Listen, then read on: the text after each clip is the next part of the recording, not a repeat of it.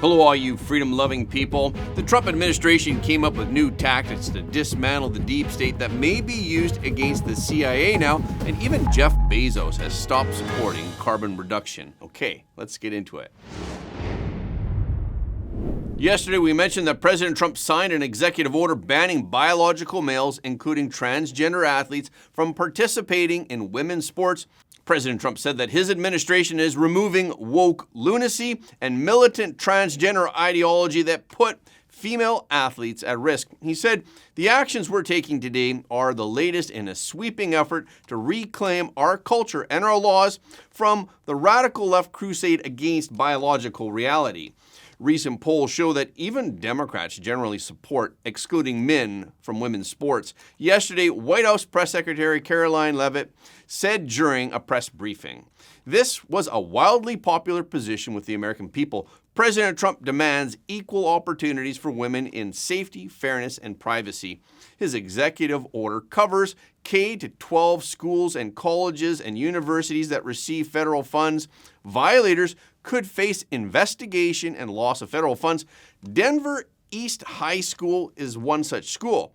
The school has decided to convert some of the girls' washrooms into co-ed washrooms. Investigators are looking into this." White House officials noted that state attorneys general will be meeting at the White House in the near future to discuss how to enforce the law.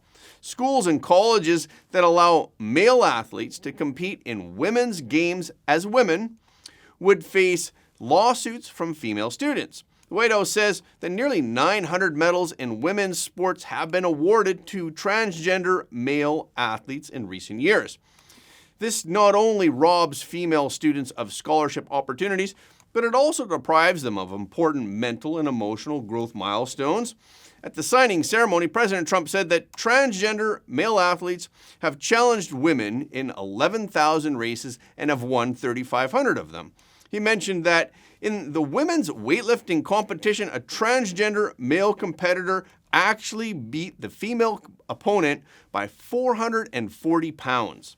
In 2022, during a high school volleyball game in North Carolina, a transgender male athlete's spike hit female athlete Peyton McNabb hard in the head. She lost consciousness and suffered neck injuries, a concussion, visual impairment, and partial paralysis, as well as psychological trauma. Under Title IX of the Education Law Amendments, schools are funded on the premise that they must be committed to preventing sex discrimination. The previous administration, the Biden administration, interpreted this to emphasize that everyone should be treated equally. That's why the Biden administration signed an executive order allowing transgender male athletes to participate in women's sports on his first day in office. White House officials say that Biden's policies essentially turn women's sports into mixed gender competitions, thereby erasing women's sports and women's spaces. Not only does President Trump want to regulate sports in the U.S., but his team will work with the United Nations to find a solution. Since Los Angeles will host the Olympics in 2028, President Trump said that he hopes the IOC will respect the federal law that does not allow men to compete in women's sports. President Trump said, "My administration will not stand by and watch men beat and batter female athletes. We're just not going to let that happen." Critics say that President Trump is trying to ban transgender male athletes from participating in sports. But the White House said that the rules have nothing to do with that. He suggested that these athletes could compete in co-ed sports or men's competitions. President Trump campaigned on a vow to wage war on the deep state, to straighten out the bureaucracy, to clear up the bad, and to make America great again. But anyone familiar with the U.S. history and the system of government officials agrees that cleaning up the deep state is next to impossible. This doesn't mean that these people don't trust the resolve of President Trump and his team, but rather that this issue of the deep state has been a long-standing one with all sorts of forces intertwined in ways that make it really difficult to address. The United States passed the Pendleton Civil Service Reform Act in 1883. This bill establishes that elected officials may not fire civil servants. This was a good provision at the time and freed civil servants from political patronage and partisan behavior. This act laid the foundation for the modern civil service in the United States. By 1909, nearly two-thirds of U.S. federal employees were selected on the basis of merit and were protected by the civil service. But even though the highest-ranking officials in the executive branch of the federal government are chosen by the newly elected president, including cabinet members such as the Secretary of State and the Secretary of Treasury, as well as directors and chiefs of key functional departments, the president has the power to fire them at any time. However, other civil servants in the government should, in principle, be nonpartisan. They must be politically neutral, and their tenure of office should be independent of elections and party switches. And an outgoing president will also seek to provide civil service protections for his appointees to prevent them from being dismissed by the new government. President Trump wanted to change the deep state in his first term, but he found that as president he could not decide to appoint or fire civil servants. This is a very different situation than when he was the boss of the Trump Group. When he used executive action to try to change that, there was immediate backlash from the civil service. In May of 2018, the second year of his presidency, President Trump signed 3 executive orders. They were all aimed at cracking down on labor unions that represent the interests of federal employees and making it easier for the president to fire a federal civil servant.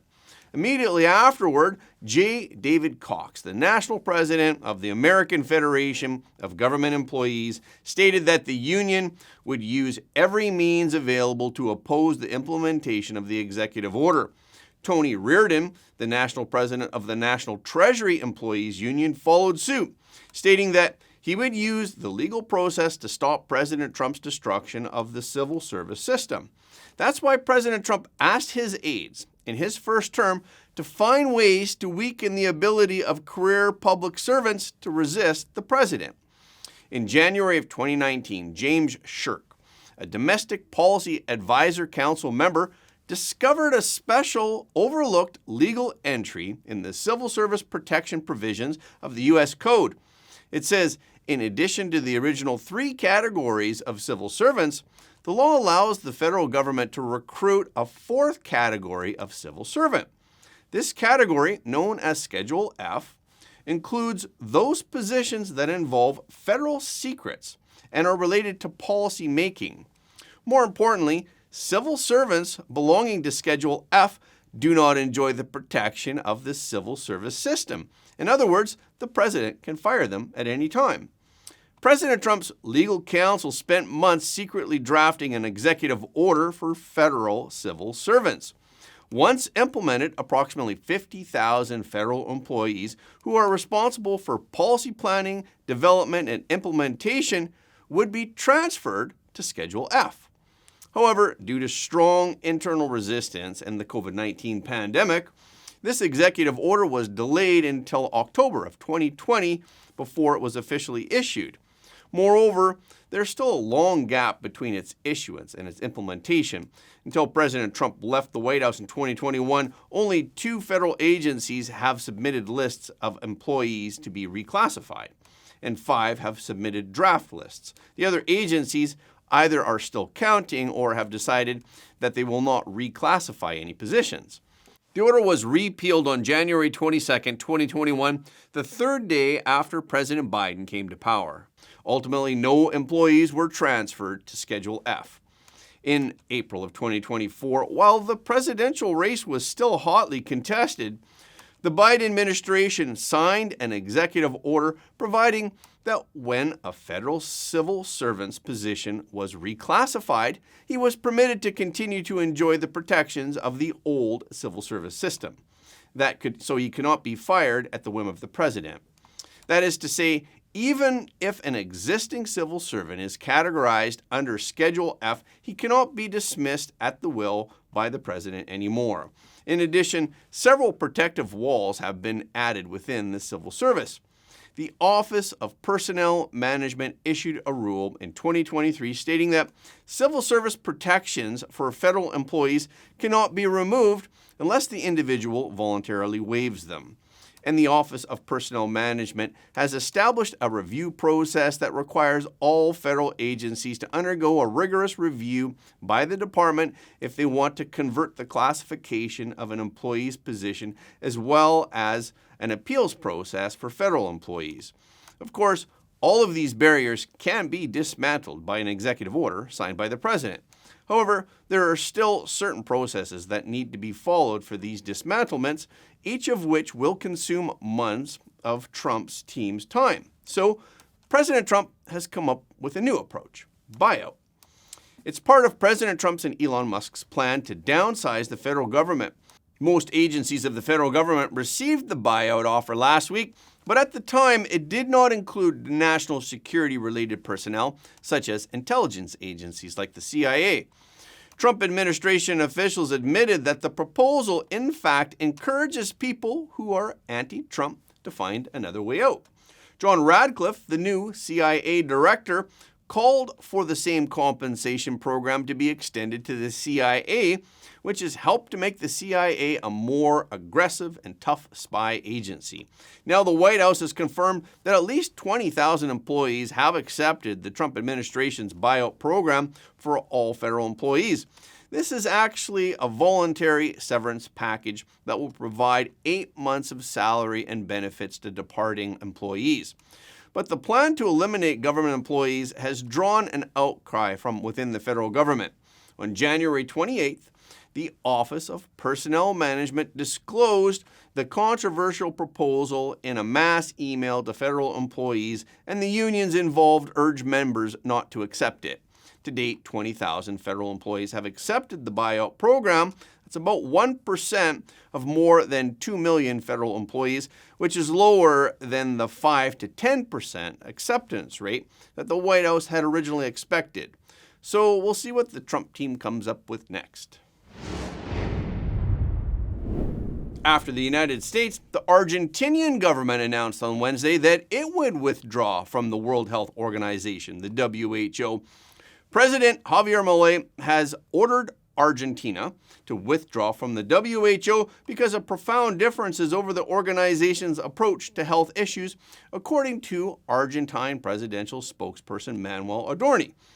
In particular, during the COVID-19 outbreak, the former Argentine government imposed the largest shutdown in the history of mankind on the advice of the WHO.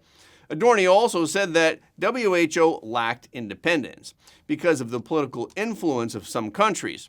Adorni said, Argentina will not allow an international organization to intervene in its sovereignty and much less in our health. President Trump signed an executive order withdrawing from the WHO on January 20th on his first day in office. He said that the WHO mishandled the COVID-19 outbreak and other international health crises, and they demanded unfairly large payments from the U.S. The U.S. is responsible for approximately 18% of the WHO funding. President Trump also signed an executive order on Tuesday calling for the U.S. to withdraw from the UN Human Rights Council, and he prohibited funding for the UN Relief and Works Agency for Palestine refugees in the Near East. President Trump also called for an examination of the UN Educational, Scientific, and Cultural Organization, UNESCO, in preparation for withdrawing from that agency. So why is President Trump pulling out of these UN agencies? While President Trump signed the withdrawal order, the White House released a fact sheet emphasizing that all of these UN agencies are anti-American. President Trump's executive order accuses the UN human rights of failing to fulfill its purpose of defending human rights and instead becoming an umbrella for countries that violate human rights. For example, countries such as Communist China, Iran, and Cuba have an appalling record of human rights violations, yet the UN Human Rights Council protects these countries. In contrast, the UN Human Rights Council has shown its unusual bias and unfairness toward Israel. The White House criticized the UN Relief and Works Agency for the Near East for consistently demonstrating anti-Semitic and anti-Israeli stances. Its staff was even involved in the Hamas terrorist attack against Israel on October 7, 2023, and the agency's facilities have been used on numerous occasions by Hamas and other terrorist organizations to store weapons and build tunnels. In fact, during his first term as president, President Trump withdrew the U.S. from the UN Human Rights Council, UNESCO, and he stopped funding for the UN relief works in the Near East. These were later reinstated by the Biden administration. President Trump said that people had high hopes for the United Nations, but frankly, it's not working well. President Trump told reporters in the Oval Office, it's not living up to that potential right now. I've always felt that the UN has tremendous potential. Israel Foreign Minister Gideon Sa'ar said on Thursday he has informed the United Nations Human Rights Council that Israel will follow in the footsteps of the United States in withdrawing. Sa'ar posted a letter to Jurg Lauber of the UN Human Rights Council on X explaining that the decision was made in light of the Human Rights Council's ongoing institutional bias against Israel since its inception in 2006. President Trump's ideology is starting to influence the thinking of some billionaires. Jeff Bezos' The Bezos Earth Fund has ended its support for the Science-Based Target Initiative, or SBTI. This was revealed to the Financial Times by three people who are familiar with the matter. According to the mainstream media, SBTI is a globally recognized carbon reduction framework that sets net zero carbon emission standards for corporations, providing certification for companies such as Apple and H&M to achieve net zero. The Bezos Earth Fund was established 5 years ago to help scientists, activists, and NGOs find solutions to climate and nature problems. The Bezos Earth Fund has been one of SBTI's largest funders, providing $18 million in 2021. Mainstream media and elite have attributed part of the reason that Bezos' foundation suspended funding to SBTI to Bezos not wanting to offend President Trump. But another reason, more likely, is that the insanity of what has happened in the last 4 years has caused Bezos to begin to reflect on whether the far-left policy is really scientifically sound. Andrew Steer, the president of the Bezos Foundation, said last month on Cleaning Up, which is a podcast about energy transition, that there's still a fairly strong anti-capitalist tradition among some mainstream environmental organizations. That may be another reason why many big capitalists are reluctant to continue supporting environmental organizations. Businesses need to make profits in order to have extra money to support scientific research. If the goal of a certain research is to prohibit corporations from making profits, it's tantamount to the research organization itself killing the chicken that lays the eggs, and naturally, there will be no more eggs. Before President Trump's inauguration last month, the U.S.'s 6 biggest banks quit the global banking industry's net zero target setting group. Kelly Stone, a senior policy analyst at ActionAid USA, said that we're seeing a huge retreat from a lot of these climate pledges from the biggest corporate and financial actors. On January 20th, the night that President Trump took office, he officially signed an executive order withdrawing from the Paris Climate Agreement. He said that the agreement hurts the United States and it hurts its businesses, labor, people, and taxpayers.